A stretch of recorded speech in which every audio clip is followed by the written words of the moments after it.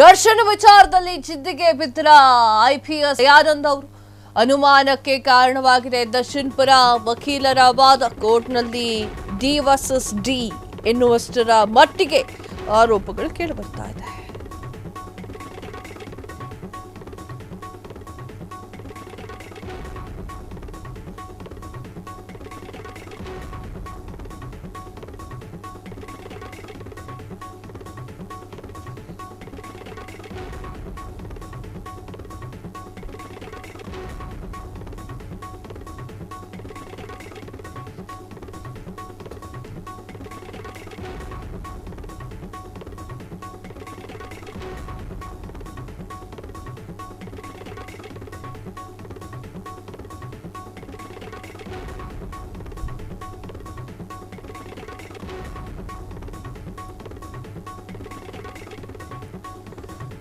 ದರ್ಶನ ವಿಚಾರದಲ್ಲಿ ಜಿದ್ದಿಗೆ ಬಿದ್ದರ ಐಪಿಎಸ್ ದಯಾನಂದ್ ಅನುಮಾನಕ್ಕೆ ಕಾರಣವಾಗಿದೆ.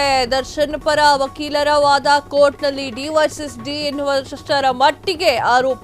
ರೇಣುಕಾ ಕೊಲೆ ಕೇಸ್ ಆದಾಗ ಬೆಂಗಳೂರು ಆಯುಕ್ತರಾಗಿದ್ದಂತಹ ದಯಾನಂದ್ ದರ್ಶನ್ ವಿಚಾರದಲ್ಲಿ ಎಂಥದ್ದೇ ಒತ್ತಡ ಬಂದರೂ ಕೂಡ ಜಗ್ಗಿಲ್ಲ ಬಗ್ಗಿಲ್ಲ, ದಯಾನಂದ್ ಹೀರೋ ಅಂತ ಹೇಳಿ ಸಾಕಷ್ಟು ಮಾಧ್ಯಮಗಳಲ್ಲಿ ಪ್ರಸಾರವಾಯಿತು. ದರ್ಶನ್ ಎರಡೆರಡು ಬಾರಿ ಜೈಲು ಸೇರ್ಲಿಕ್ಕೆ ಕಾರಣವಾಗಿದ್ದು ಐಪಿಎಸ್ ದಯಾನಂದ್. ದರ್ಶನ್ ಜೈಲು ಸೇರುವ ಹೊತ್ತಿನಲ್ಲಿ ಜೈಲು ಡಿಜಿಪಿ ಆಗಿರುವಂತಹ ದಯಾನಂದ್ ಸೂಚನೆಯ ಮೇರೆಗೆ ದರ್ಶನ್ ಕನಿಷ್ಠ ಸವಲತ್ತು ಸಿಗ್ತಾ ಇಲ್ಲ. ದಯಾನಂದ್ ಸೂಚನೆ ಮೇರೆಗೆ ಬಳ್ಳಾರಿ ಜೈಲಿಗೆ ದರ್ಶನ್ ಶಿಫ್ಟ್ ಮಾಡುವಂತೆ ಅರ್ಜಿ, ಹಿಂಗಂತ ಕೋರ್ಟ್ನಲ್ಲಿ ವಾದವನ್ನ ಮಂಡಿಸಿರುವಂತಹ ದರ್ಶನ್ ಪರ ವಕೀಲ. ದರ್ಶನ್ಗೆ ಜೈಲಿನಲ್ಲೂ ನಿದ್ದೆ ಇಲ್ಲದಂತೆ ಮಾಡಿದ್ರ ಡಿಜಿಪಿ ದಯಾನಂದ್. ಎಸ್ ವೀಕ್ಷಕರೇ, ದ ಬ್ರೇಕಿಂಗ್ ನ್ಯೂಸ್ ಒಂದು ಬಂದಿದೆ. ಏನು, ಈ ಮೊದಲು ಕೂಡ ದಯಾನಂದ್ ಅವರು ದರ್ಶನ್ ಅವರಿಗೆ ಸಿಂಹ ಸ್ವಪ್ನವಾಗಿದ್ರು. ಈಗಲೂ ಕೂಡ ದರ್ಶನ್ ಅವರಿಗೆ ಸಿಂಹ ಸ್ವಪ್ನವಾಗಿ ಕಾಡ್ತಾ ಇದ್ದಾರೆ ದಯಾನಂದ್. ಎಷ್ಟರ ಮಟ್ಟಿಗೆ ಅಂದರೆ ಕೋರ್ಟ್ನಲ್ಲಿ ಡಿ ವರ್ಸಸ್ ಡಿ ಅಂತ ಹೇಳಲಾಗ್ತಾ ಇದೆ. ದರ್ಶನ್ ವರ್ಸಸ್ ದಯಾನಂದ್ ಅನುಮಾನಕ್ಕೆ ಕಾರಣವಾಗಿದೆ. ದರ್ಶನ್ ಪರವಾಗಿ ವಕೀಲರು ವಾದ ಮಾಡ್ತಾ ಇರುವಂತಹ ರೀತಿ ಕೋರ್ಟ್ನಲ್ಲಿ ನಾನಾಗಲೇ ಹೇಳಿದೆ, ಡಿ ವರ್ಸಸ್ ಡಿ ಬರ್ತಾ ಇರುವಂಥದ್ದು. ದರ್ಶನ್ ಸೆಲೆಬ್ರಿಟಿ ಆದರೆ ಅದು ಹೊರಗಡೆ ಇಲ್ಲಲ್ಲ ಅಂತ ಹೇಳಿ ದಯಾನಂದ್ ಅವರು ಖಡಕ್ ಆಗಿ ಹೇಳ್ತಾ ಇರುವಂಥದ್ದು. ರೇಣುಕಾಸ್ವಾಮಿ ಕೊಲೆ ಕೇಸ್ ಬಂದಾಗಲೂ ಕೂಡ ಬೆಂಗಳೂರು ಆಯುಕ್ತರಾಗಿದ್ರು ದಯಾನಂದ್ ಅವರು. ದರ್ಶನ್ ವಿಚಾರದಲ್ಲಿ ಎಂಥದ್ದೇ ಒತ್ತಡ ಬಂದರೂ ಕೂಡ ಜಗ್ಗಿಲ್ಲ ಕುಗ್ಗಿಲ್ಲ. ದರ್ಶನ್ ಎರಡೆರಡು ಬಾರಿ ಜೈಲಿಗೆ ಹೋಗ್ಲಿಕ್ಕೆ ಕಾರಣ ಆಗಿದ್ದು ಯಾರು ಅಂತಂದ್ರೆ ದಯಾನಂದ್ ಅವರೇ. ದಯಾನಂದ್ ಸೂಚನೆಯ ಮೇರೆಗೆ ದರ್ಶನ್ ಕನಿಷ್ಠ ಸವಲತ್ತು ಕೂಡ ಸಿಗ್ತಾ ಇಲ್ಲ. ಆ ಒಂದು ಕಾರಣಕ್ಕೆ ಸಿಂಹ ಸ್ವಪ್ನವಾಗಿದ್ದಾರೆ ದರ್ಶನ್ಗೆ ಎನ್ನುವಂತ.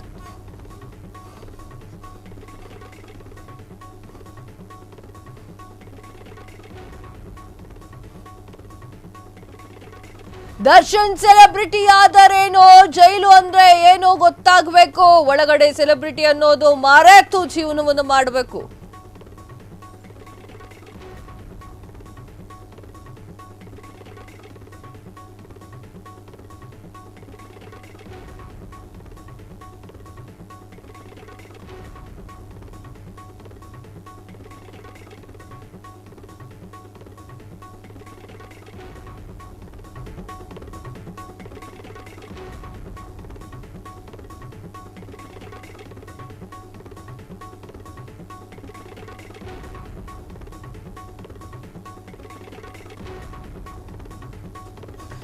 ದರ್ಶನ್ ಸೆಲೆಬ್ರಿಟಿ ಆದ್ರೆ ಏನ್ರಿ, ಜೈಲು ಅಂತಂದ್ರೆ ಎಲ್ಲರಿಗೂ ಕೂಡ ಒಂದೇ, ಅದೆಲ್ಲರಿಗೂ ಕೂಡ ಗೊತ್ತಾಗ್ಬೇಕು. ಒಳಗಡೆ ಸೆಲೆಬ್ರಿಟಿ ಅನ್ನೋದು ಮರೆತು ಹೋಗಬೇಕು. ಆ ರೀತಿ ನೋಡ್ಕೊಳ್ಳಿ. ಪರಪ್ಪನ ಅಗ್ರಹಾರ ಜೈಲು ಸಿಬ್ಬಂದಿಗೆ ಖಡಕ್ ಸೂಚನೆ.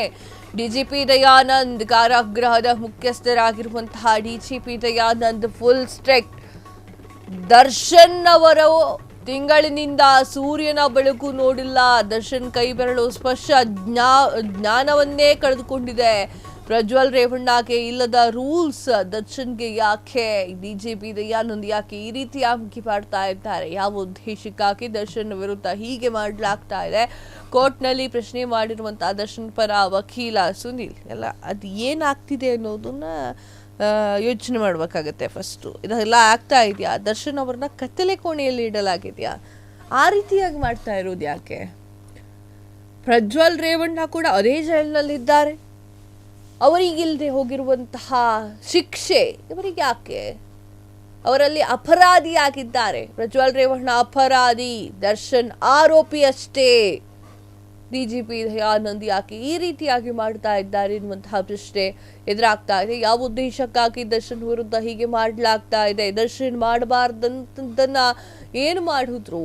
ಕೋರ್ಟ್ನಲ್ಲಿ ಪ್ರಶ್ನೆ ಮಾಡ್ತಾ ಇರುವಂತಹ ದರ್ಶನ್ ಪರ ವಕೀಲ ಸುನೀಲ್, ದರ್ಶನ್ ಸೆಲೆಬ್ರಿಟಿ ಆದ್ರೆ ಏನು, ಜೈಲು ಅಂತಂದ್ರೆ ಏನು ಅನ್ನೋದು ಗೊತ್ತಾಗಬೇಕು ಅಂತ ಹೇಳ್ತಾ ಇದ್ದಾರೆ. ಒಳಗಡೆ ಸೆಲೆಬ್ರಿಟಿ ಅನ್ನೋದನ್ನ ಮರೆತು ಹೋಗಬೇಕು, ಆ ರೀತಿಯಾಗಿ ನೋಡ್ಕೊಳ್ಳಿ ನೀವು ಅಂತ ಹೇಳಿರುವಂತದ್ದು. ಪರಪ್ಪನ ಅಗ್ರಹಾರ ಜೈಲು ಸಿಬ್ಬಂದಿಗೆ ಖಡಕ್ ಸೂಚನೆಯನ್ನು ನೀಡಿದ್ದಾರೆ. ಆ ಒಂದು ನಿಟ್ಟಿನಲ್ಲಿ ದರ್ಶನ್ ಪರವಾಗಿರುವಂತಹ ವಕೀಲರು ಪ್ರಶ್ನೆಯನ್ನ ಮಾಡ್ತಾ ಇದ್ದಾರೆ. ಸರ್, ಮೊದಲು ಅವರನ್ನ ಬಳ್ಳಾರಿ ಜೈಲಿಗೆ ಶಿಫ್ಟ್ ಮಾಡಿಸ್ಬಿಡಿ, ಇಲ್ಲಿ ನರಕವನ್ನು ತೋರಿಸ್ತಾ ಇದ್ದಾರೆ ಅಂತ ಹೇಳಿ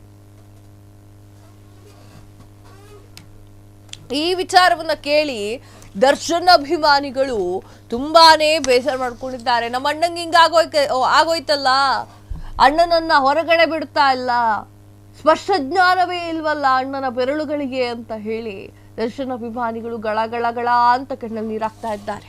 ಕ್ಷಣ ಕ್ಷಣದ ಸುದ್ದಿಗಳಿಗಾಗಿ ಫ್ರೀಡಂ ಟಿವಿ ಸಬ್ಸ್ಕ್ರೈಬ್ ಮಾಡಿ, ಲೈಕ್ ಮಾಡಿ ಹಾಗೂ ಫಾಲೋ ಮಾಡಿ. ಹೊಸ ಸುದ್ದಿಗಳ ನೋಟಿಫಿಕೇಶನ್ಗಾಗಿ ಬೆಲ್ ಐಕಾನ್ ಮೇಲೆ ಕ್ಲಿಕ್ ಮಾಡಿ.